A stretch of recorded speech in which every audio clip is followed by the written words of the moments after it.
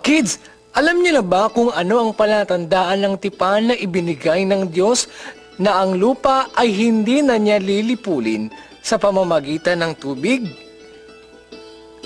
Kung si ang inyong sagot, tama, bahaghari.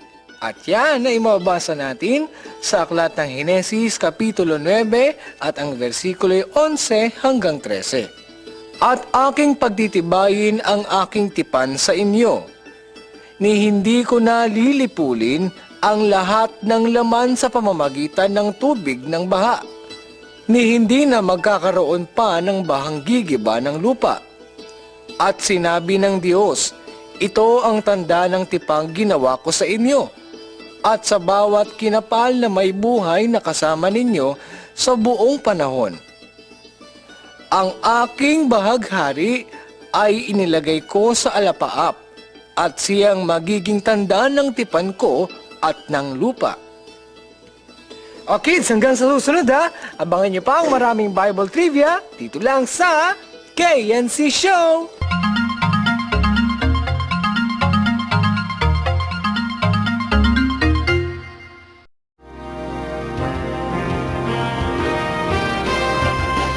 Kawikaan 3:27. Huwag mong ikait ang mabuti sa kinauukulan pagka nasa kapangyarihan ng iyong kamay na ito'y gawin.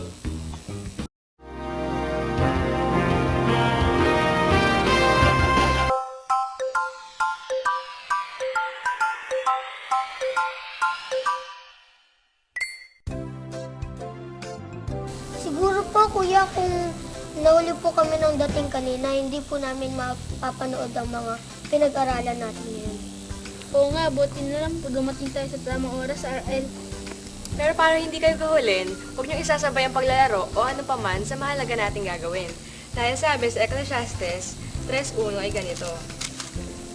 Sa bawat bagay ay may kapanahunan, at panahon sa bawat panukala sa silong ng langit.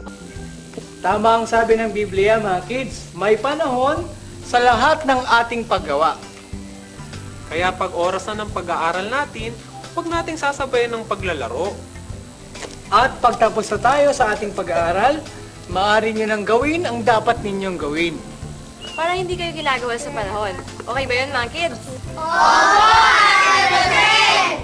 Kaya rin mga kids, lagi natin ilagay sa kaayusan ang lahat ng bagay.